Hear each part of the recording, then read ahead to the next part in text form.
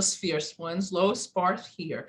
Welcome to our third episode of Unpacking the Human Condition. And this is a part two of a two-part series, obviously, of courage. What is your brand? You know, we talk a lot about what our brand is or what a company's brand stands for. But I ask you today to look at what is your brand of courage. What does courage look and feel like for you?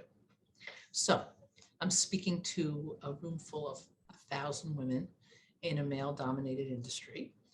And I'm talking about the courage to sparkle. And I'm head to toe bling bling and how much I love sparkle, but also the metaphor of sparkle, to shine bright, to share your gifts, to make a difference.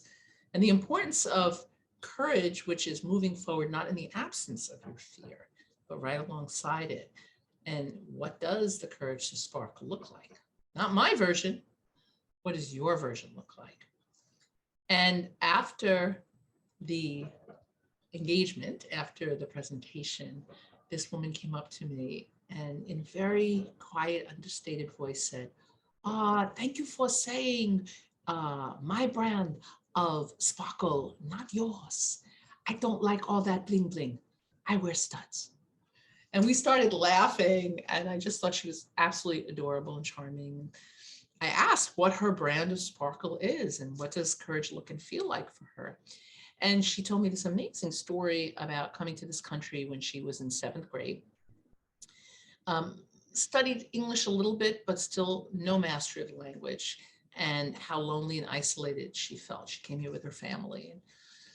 And language barrier, not knowing anybody, and for many nights she would cry herself to sleep. And of course that was very worrisome to her parents. And her mom took her aside. And even though she was doing the things you needed to do, she was learning the language, she was studying, her mom had said to her, you forgot who you are, right? Because she was top of the class in her schools in Japan, cheerleader and popular and had tons of friends and loved her life there, was very rich.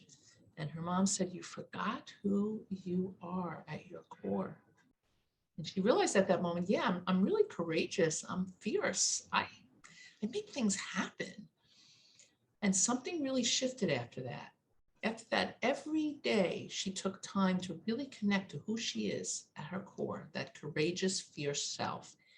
And every time a fear came up that she had to take an action, that she was scared, she tapped back in and reminded herself, this is who I am. She kept moving forward and forward. Anyway, long story short, by the time she graduated high school, she was at the top of her class, tons of friends, and just really loved her life.